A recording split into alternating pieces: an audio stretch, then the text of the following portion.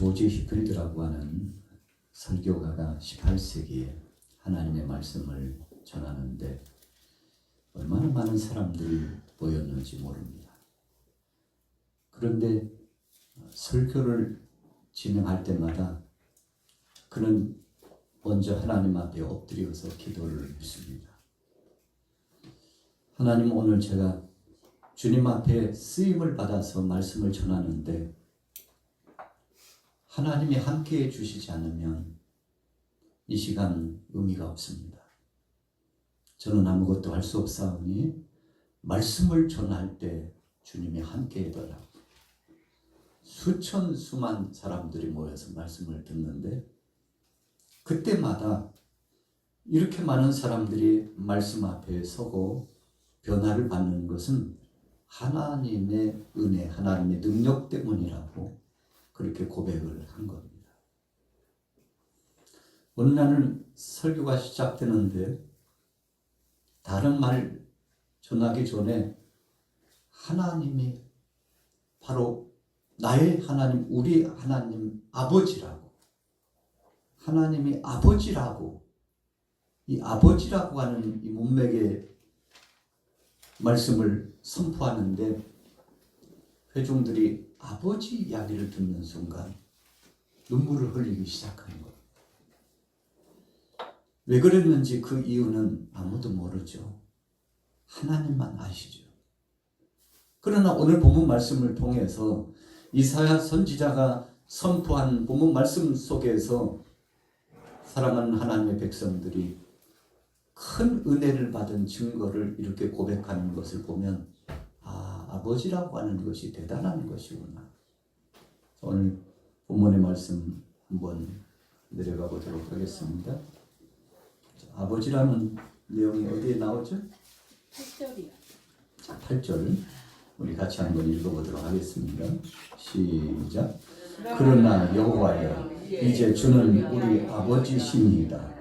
우리는 진흙이요 주는 토기장이시니 우리는 다 주의 손으로 지은 것이니이다. 아멘. 여러분, 이제라고 표현했어요. 이제라고 하는 것은 이제 새로운 출발이라는 그런 뜻입니다. 그 전에 직전에는 그렇게 하지 못했다는 고백이 담겨져 있습니다. 여러분, 신앙인 가운데 정말 아름답고 복된 삶을 살아가는 신앙인의 모습은 이런 고백이 나와야 되는 것임을 알 수 있죠. 이제라고 하는 고백은 아주 중요합니다. 그래서 저나 여러분들도 이제라고 고백한 순간이 있었습니다. 지금까지 한 번도 없었다면 지금 고백하면 돼요. 주님, 이제 살아계신 하나님이 내 삶의 주인인 것을 알게 되었고 또 고백하게 됩니다. 그렇게 하나님 앞에 나가서 자기 자신을 낮추고 자기 중심을 헌신하면서 내 삶을 좌지우지하시는 분이 하나님이심을 고백하는 것이 중요하다는 거죠. 우리가 옷을 입을 때요, 단추를 이렇게 채워서 옷맵시를 단정히 하는 옷이 꽤 많아요. 지금 제가 입고 있는 양복도 이렇죠. 지금 첫 단추를 잘 꿰었어요. 그런데 단추가 하나만 있으면, 단추 구멍도 하나만 있으면 괜찮은데 2개 이상 있어요. 우리 양복을 입을 때는 2단 단추가 있고 3단 단추 이렇게 있죠. 조금 장이 길고 옷 맵시를 좀 늘씬하고 크게 이렇게 맵시를 갖추는 분들은 3단 단추가 있습니다. 그런데 이 첫 단추를 제가 이렇게 잘했잖아요. 그런데 첫 번째 이 단추가 있는데 첫 번째 끼우는 곳에 이렇게 잘 맵시를 갖추면 좋은데 이게 바뀐다고 한번 생각해 보세요. 제가 이제 이렇게 바꿔가지고 지금 입습니다. 이렇게 하면 좀 어떤가요? 조금 더 리얼하게 볼까요? 연구 같아. 상스러워. 연구 같대요. 상스러워. 여기다가 머리 좀 이렇게 조금 묶고 연구. 이빨에다가 김도 하나 끼고 보세요. 그러면 어떻게 표현하죠? 실뜨기. 아, 연구 같다. 여기도 연구가 꽤 많군요. 실뜨기. 여러분 첫 단추가 아주 중요합니다. 지금 이사야 선지자가 하나님 앞에 부름받았던 자기의 사촌형이 있었잖아요. 누구였지 이름이? 오시야. 그때 부름받아요. 하나님 앞에 그때 부름받습니다. 가정사로 보면 참 충격적인 일입니다. 감당할 수 없는 참 힘겨운 상황이에요. 이사야는 왕족 출신의 가문의 사람이잖아요. 그 신분이 꽤 살만하고 폼새도 있었을 겁니다. 그런데 그렇게 절대적인 권력을 갖고 있었던 형이 대단했거든요. 우시야 왕이. 초중년까지는. 중후반이 하나님을 떠나가지고 교만해서 그랬지. 그래서 그렇게 의지하고 동경의 대상이고 사랑하고 가문의 자랑이고, 그런데 어느 날 한센병이 들려가지고 그 중병이 치유가 되지 않습니다. 하나님이 긍휼히 여기셔서 좀 회복해 주시면 좋겠는데 하나님이 가만히 만지셨는데 한센병이 왔어요. 하나님이 회복시켜 주셔야 되는데 회복시켜 주시지 않습니다. 우리가 성경에 보면 히스기야 왕은 자기에게 영적으로 문제가 있을 때 하나님의 경고의 말씀이 임하면 즉시 회개합니다. 그래서 죽을 병이 들었다고 성경이 표현하잖아요. 어찌 보면 우시야 왕도 똑같은 상황입니다. 더 이상 사역을 진행할 수 없을 만큼 몸이 망가지고 힘든데, 그런데 성경에 회개하고 하나님 앞에 나와가지고 하나님, 전에는 그랬사온데 이제는 제가 정신을 바짝 차리고 보니까 제가 왜 그 길로 갔는지 모르겠어요. 제가 해서는 안 될 말을 하고 있고 해서는 안 될 행동을 하고 있고 행동 거지 언행 심사가 제가 봐도 무리수가 있을 만큼 하나님 뜻을 거스렸다. 그렇게 고백하고서 하나님 이제는 정신을 차리고 주님 뜻대로 살겠습니다 하고 전환적인 삶을 살면 좋았겠습니다만, 여러분 우시야 왕의 삶이 그러지 않았어요. 하나님 앞에 돌아와서 회개했다는 말씀이 없어요. 그래서 한 해, 두 해, 그냥 잠깐은 그렇다지만 몸이 자꾸 망가지고 힘드니까 왕정을 진행할 수 없잖아요. 그래가지고 별실에다가 여기 왕이 여기 계시라고, 여기 계시라고. 그 절대적인 권력이 하루아침에 무너졌잖아요. 그리고는 시름시름 앓다가 결국은 죽음을 맞이하게 되는 것이 우시야 왕입니다. 근데 이사야 선지자 그때 부름을 받아가지고, 오늘 이사야 1장으로 넘어가 볼게요. 자, 성경 한번 보겠습니다. 967페이지 이사야 1장, 우리 1절. 자, 여러분들 1절, 2절, 3절까지 우리 같이 한번 읽어보도록 하겠습니다. 시작. 유다왕 우시야와 요담과 아하스와 히스기야 시대 아모스의 아들 이사야가 예루살렘에 관하여 본 계시라. 하늘이여 들으라. 땅이여 귀를 기울이라. 여호와께서 말씀하시기를 내가 자식을 양육하였거늘 그들이 나를 거역하였도다. 소는 그 임자를 알고 나귀는 그 주인의 구유를 알건만은 이스라엘은 알지 못하고 나의 백성은 깨닫지 못하도다 하셨도다. 슬프도다 범죄한 나라여, 허물진 백성이여, 행악의 종자여, 행위가 부패하는 자식이로다. 그들이 여호와를 버리며 이스라엘의 거룩하신 일을 만울히 여겨 멀리하고 물러가도다. 본 계시 보이는 겁니다. 이사야 선지자에게 환히 이상이 보이는 거예요. 하나님께서 환상으로 그에게 보여주시고 나타내 주시는 겁니다. 여러분들 환상을 본 경험이 있나요? 환상을 본 경험이 있나요? 환상은 실제로 현실감이 있는 지금 어떤 상황이 역사적으로 그대로 펼쳐져 진행되는 것하고는 다르죠. 말 그대로 이상이라고 그랬어요. 현실은 아닌데 보여져요. 앞으로 있을 일이 보여지고 느껴집니다. 마치 그 속에 빠져들어간 것처럼 그 이상이 환하게 보여지는 거예요. 이사야 선지자가 우시야 왕이 유다의 10대 왕이잖아요. 그 다음에 요담이 11대 왕, 아하스가 12대 왕, 히스기야가 13대 왕인데 그가 우시야 왕이 죽던 해 739년에 부름을 받죠. 그리고는 히스기야 왕이 죽던 해인 686년까지 사역을 합니다. 쭉 계산해 보니까 약 53년 동안 하나님 앞에 부름받고 사역을 하는데 그 사역을 행하는 중에 하나님께서 그에게 보여주신 거예요. 하나님의 뜻을 계시를 보여준 겁니다. 이 당시에 선지자들에게는 하나님께서 직접 계시를 환상으로 많이 보여주셨습니다. 예수님의 제자였던 요한 사도도 반모섬에서 요한계시록의 말씀이 뭘로 보여진 거죠?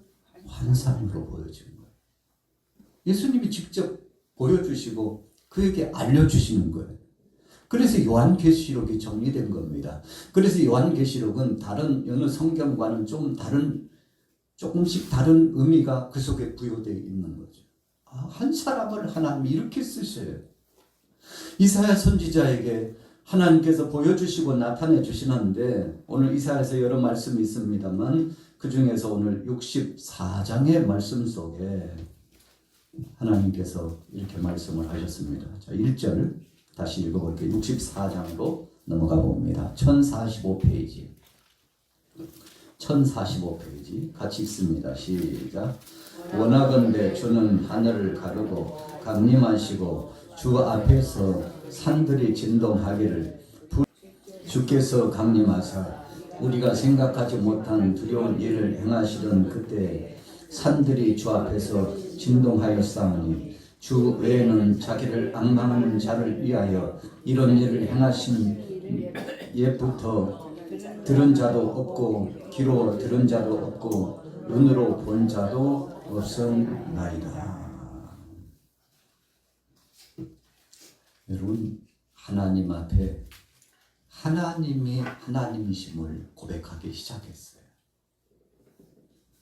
자, 신앙이 점점점 성숙해져 가는 겁니다. 야곱이 외삼촌 라반의 집에 가기 전에 그 야곱의 모습을 보면 그는 속이는 자였습니다. 그 탐심이 얼마나 컸는지 몰라요. 그래서 형의 것을 자기가 취하기 위해서 빼앗죠. 그 어머니 리브가 얻어버려서 합작해가지고 아버지에게 거짓을 구하고 축복을 받는데 어떤 사람은 그러더라고요. 거짓으로 하더라도 축복 받으면 되는 거 아니야? 여러분 어떻게 생각하십니까? 속여서라도 기회를 잡으면 되는 겁니까? 아니면 속여서는 안 되는 겁니까? 아주 중요한 겁니다. 속여서라도 아버지의 축복을 받아야 됩니까? 속이는 일을 해서는 안 되는 겁니까? 여러분 하나님은 홀이라도 그 어느 것 하나도 그냥 지나가시는 분이 없습니다. 리브가가 행했던 그 행동, 야곱이 행했던 행동, 분별력 없이 하나님의 말씀에 질서와는 상관없이 욕심대로 취하고자 했죠. 물론 변명은 할 수 있어요. 리브가가 아니 이삭 당신은 왜 하나님께서 우리 쌍둥이를 낳을 때 해주신 말씀을 왜 잊어버리냐고. 분명히 형이 동생을 섬기는 자가 될 것이라고 했지 않냐고. 그러면 당신 정신을 차리고 이걸 바로 잡아줬어야지. 에서를 불러가지고, 에서야 네가 맏형은 맞지만 너희 둘이 태어날 때 하나님께서 약속의 말씀을 주셨는데 동생이 형 노릇을 할 위치에 있게 된다고 했다. 너는 형이지만 동생을 섬기는 자와 같이 살게 될 거라고 말씀하였으니 내가 하나님 말씀에 근거하여 약속에 근거하여 너에게 장자의 명분으로 복을 주는 것보다는 좀 섭섭하긴 하겠지만 하나님 뜻 따라서 네 동생에게 복을 주면 어떨까. 이렇게요. 리브가가 변명 아닌 변명으로 당신은 왜 그러냐고.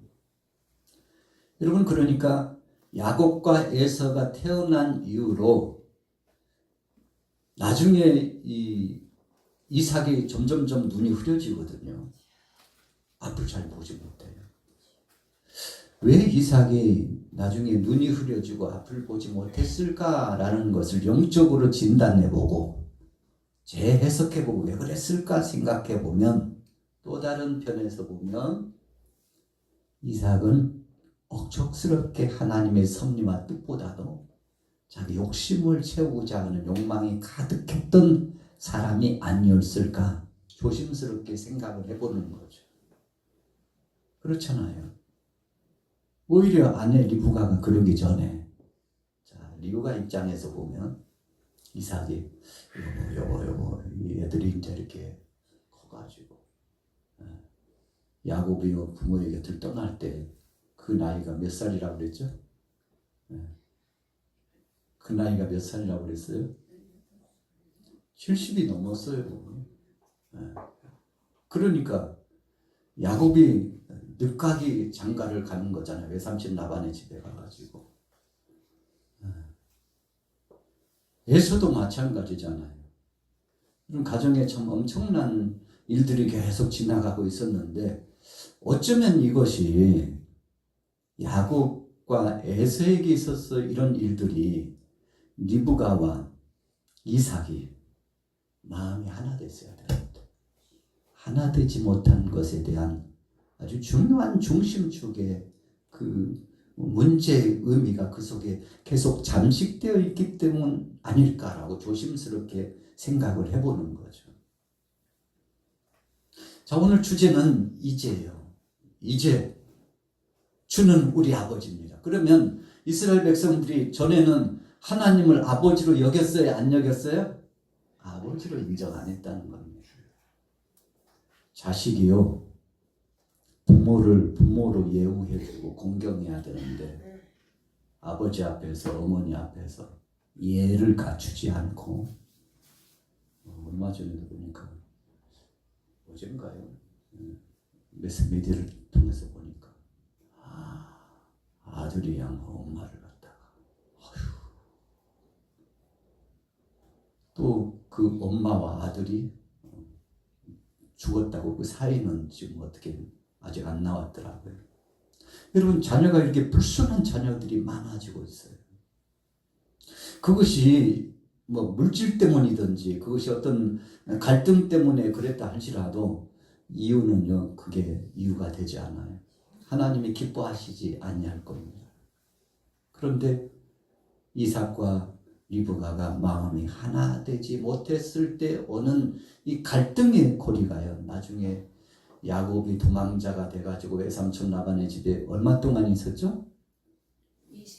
20년 동안. 어떻게 보면요, 종살이처럼 하고 살잖아요. 야곱이 이렇게 참 곤욕스럽게 고통을 당하면서 살 수밖에 없고, 에서는 에서대로 산사람이 돼가지고 보란 듯이 이방 여인을 취해가지고 나 이런 사람이요, 아버지도 버리고 엄마도 나를 버렸잖아.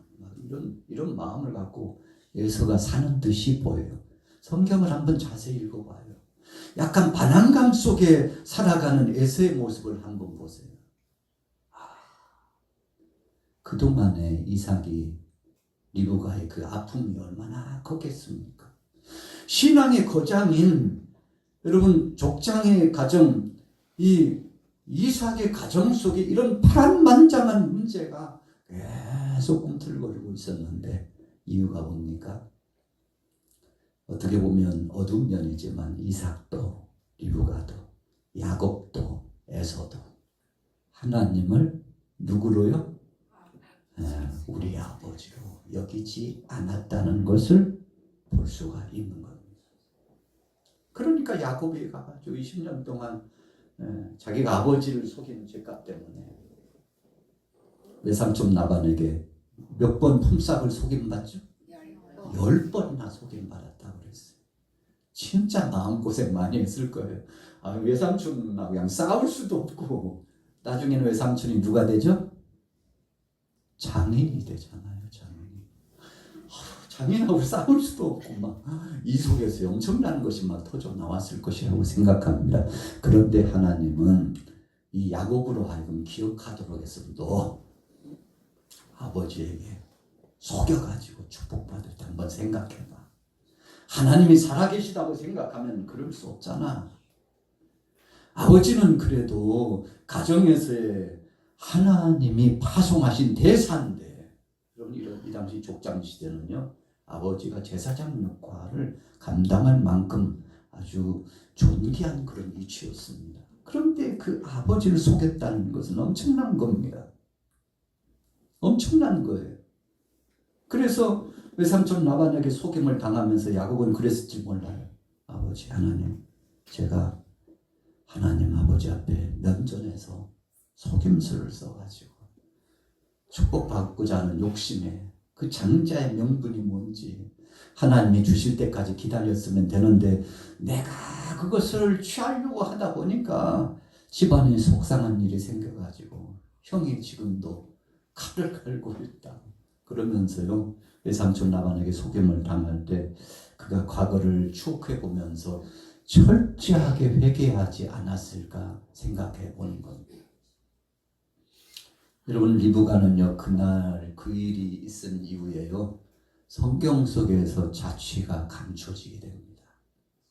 하나님께서 더 이상 말씀하시지 않았다는 거예요. 왜요? 하나님의 때를 기다리지 않고 인간적인 방법을 통해서 어떻게 보면요 리브가가 가정에 파란을 일으킨 장본인의 핵심의 중추 인물이었거든요. 성경을 한번 보세요. 리브가 이렇게 줄을 쳐가면서 언제 그 이름이 사라지는지 보세요. 여러분 하나님은요 놀라우신 분입니다. 안 듣는 것 같지만 다 들으셔요. 그래서 우리가요 이 말하는 걸 조심해야 되는 겁니다. 한마디 한마디 말이 그냥 사람들 간에 하는 것 같지만 사실은 하나님이 그걸 다 듣고 계셔요. 그래서 그 하나님 앞에서 언행, 심사, 행동, 거지를 다 들으시고 여러분 그래서 예수님께서 이 땅에 오셔가지고 중보자로서 오셔서 하신 말씀에 너무 예수님이 속상하시니까 야 그것까지도 너희가 참고 용서해야 돼. 용서를 하도 강조하니까 수제자였던 베드로가 예수님 앞에 와가지고 몇 번 용서하겠다고 그러죠? 7번. 이 당시에요 용서 한 서너 번이면 많이 하는 거거든요. 그런데 그 배수 7번을 이야기했으니까 베드로는 예수님께 이제 칭찬받을 거라고 그래도 내가 수제자인데 주님 앞에서 가장 측근에서 주님을 모시고 있는데 모본을 보여야지. 예수님 형제가 죄를 범하거든 7번 용서하면 되는 거죠. 그랬더니 예수님 뭐라고 말씀하셨어요? 7번씩 70번. 여러분 이것은 완전수예요. 7번씩 70번 곱하면 뭐가 나오죠? 490번.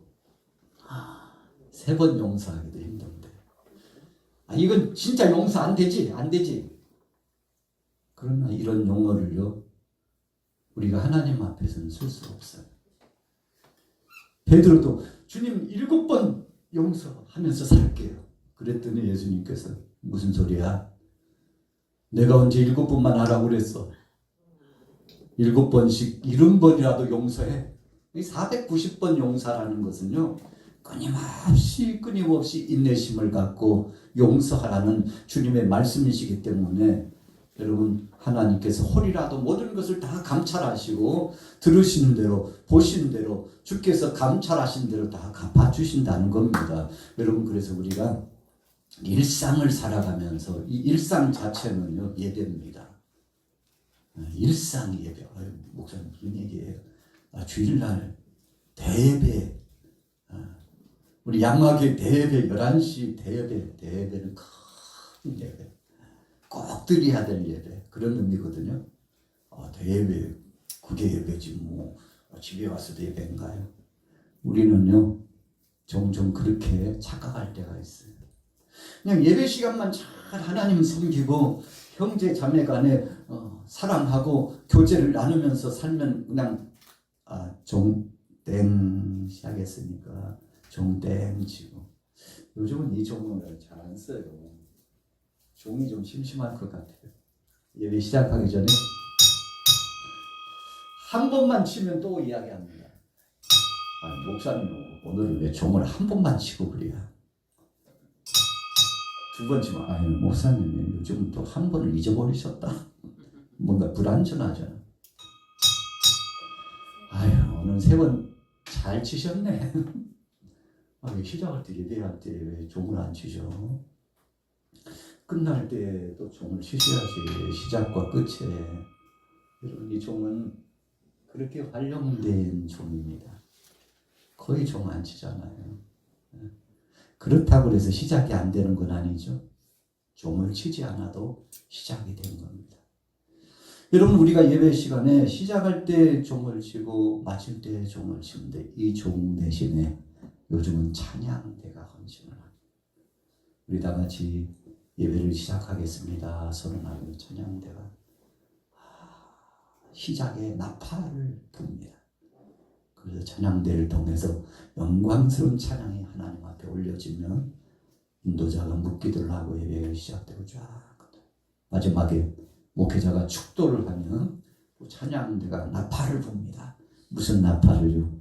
하나님 앞에 영광 돌리고 우리 모두가 주님 앞에 영광을 돌리며 하나같이 예배를 마치게 됨을 감사하고 방바바바바 찬양으로 나팔 소리를 냅니다. 여러분, 이것은 형식을 갖춘 예배예요. 그러나 형식을 갖추지 않은 예배가 있으니 그것을 일상의 삶을 통해서 드러나는 예배라는 것입니다. 그래서 저와 여러분들은요 늘 예배하는 자인 줄로 믿습니다. 예배 따로 생활 따로라고 생각하면 아직 우리가 초보적인 신앙을 벗어나지 않은 겁니다. 하나님의 시간을 정해놓고 예배하라고 하신 것에 절대적으로 헌신하고 그 시간을 지켜서 하나님 앞에 영광 돌려야 되겠지만, 구분되지 않는 일상도 오늘 예배 마치고 가방을 갖고 집으로 돌아가서 가방 넣은 다음에 이제 해방됐다. 나는 이제 자유부인 이렇게 돼가지고 이제 새로운 시작이라고 홀가분하게 예수님, 주님 꺼내놓으셔야지. 여기 잠깐 계세요. 다음 주일날 뵐 때까지 다시 만날 때 주님 다 오셔. 주님 누가 가져가면 안 되지. 열쇠를 잠가버려야지. 금고에 닫았다. 열쇠를 잠가. 주님, 제가 다음 주에 꺼내드릴게. 가만히 계셔. 좀 못 본 척 해주셔요. 못 들은 척 해주시고, 진짜 그냥 부담스러운 분이 이 속에 계셔가지고 내가 그냥 갈 것도 못하고 그냥 먹을 것도 못 먹고 그냥 마실 것도 못 마시고 그냥 부담스러워 죽겠네. 이 속에서 좀 잠깐 비켜주세요. 여러분, 이렇게 꺼내놓으면 큰일 납니다. 왜? 누구를 위하여 종을 울리나요? 누구를 위해서 꺼내놓는 거예요 도대체 예수님을? 여러분, 그런데 우리가 사실은 일상생활에 그럴 때가 굉장히 많다는 겁니다. 주님을 모십다고 하는데 주님을 꺼내놓고 다니는 사람이 많아요. 여러분, 그러나 주님은 늘 주님과 함께 동행하기를 원하시는데, 여러분, 그래서 우리가 말하는 것이나 행하는 것이나 모든 범사가 주님이 보실 때 주님 앞에서 정말 온전하고 아름다운 모습으로 진행해 나가야 진정한 예배자입니다. 그래서 이런 이야기가 있어요. 같이 따라보겠습니다. 삶 자체가 64장을 보니까 삶 자체가 예배가 아니었다 이겁니다.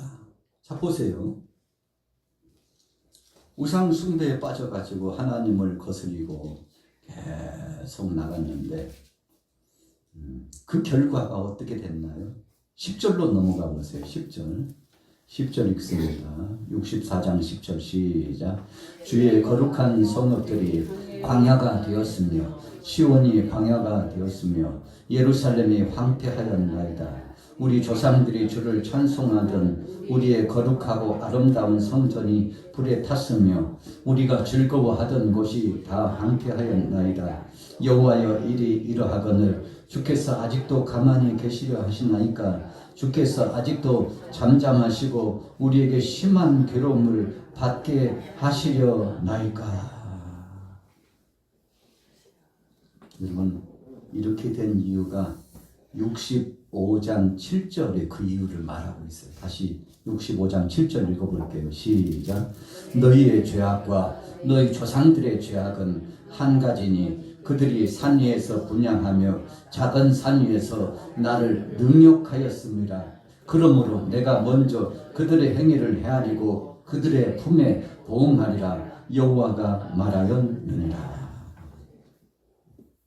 여러분, 우상 숭배 때문에, 북이스라엘도 우상 숭배 때문에, 남유다도 우상 숭배 때문에 망하게 됩니다. 지금도 마찬가지예요. 역사적으로 우상을 많이 숭배하는 나라는 하나님께서 반드시 기억하시고 징계합니다.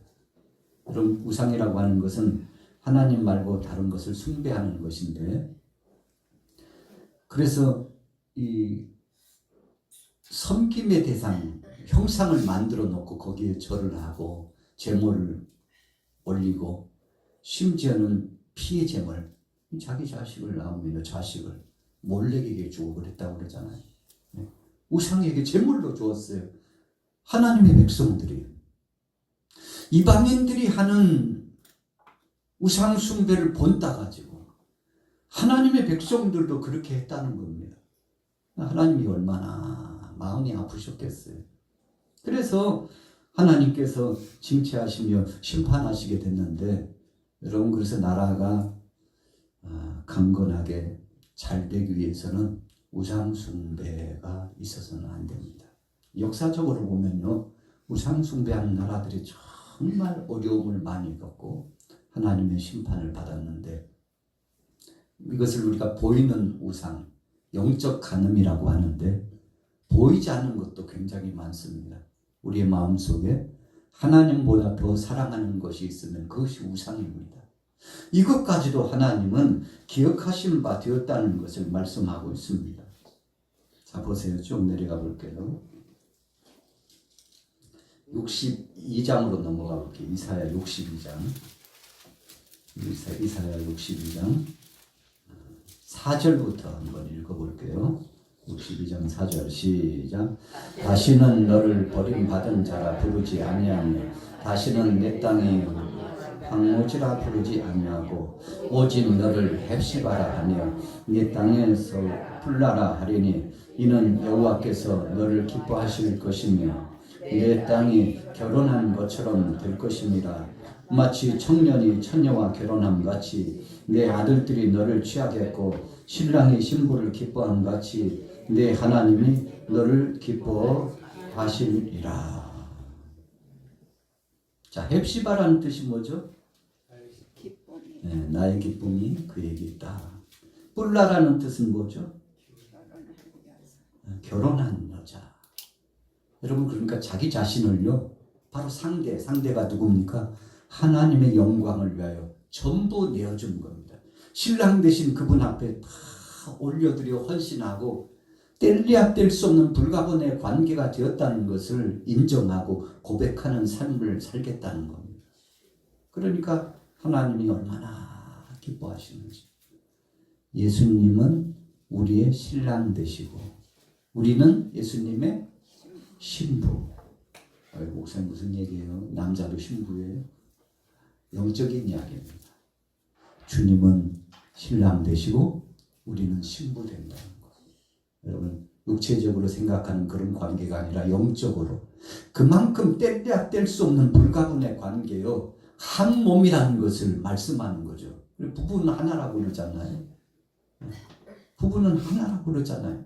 그런 것처럼 예수님과 나 사이에는 뗄래야 뗄 수 없는 불가분의 관계로서 그분이 바로 나 자신이고 내가 바로 주님 속에 속했다는 것을 고백하는 거죠. 여러분 이런 고백으로 산다는 것은 참 복된 삶입니다. 그래서 우리가 요한복음에 보면 예수님은 포도나무요. 우리는 가지라고 그랬어요.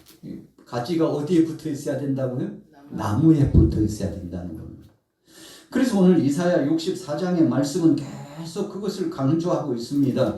이 백성들이 하나님 편에 서서 이제는 하나님을 아버지로 고백하는 자가 되면 그때 하나님께서 급물살타게 모든 것을 회복해 주시고 모든 것을 열매 맺을 수 있도록 책임져 주시겠다고 하는 것인데 여러분 이것만큼 보존이며 보호요 이것만큼 아름다운 열매의 역사는 없습니다. 오늘 여러분들 이 땅에서 우리가 살아가면서 하나님 앞에 맡기는 자와 맡기지 않는 자, 하나님을 아버지로 고백하는 자와 그렇지 않은 자의 차이는 오늘 본문 말씀처럼 확연히 드러납니다. 그래서 오늘 동참하신 여러분들이 하나님을 아버지로 모시고 믿음으로 살으셔서 승리하기를. 그래서 이제 주는 우리 아버지요. 이제 주는 나의 아버지요. 이런 고백을 가지고 믿음으로 승리하기를 예수님의 이름으로 축원합니다.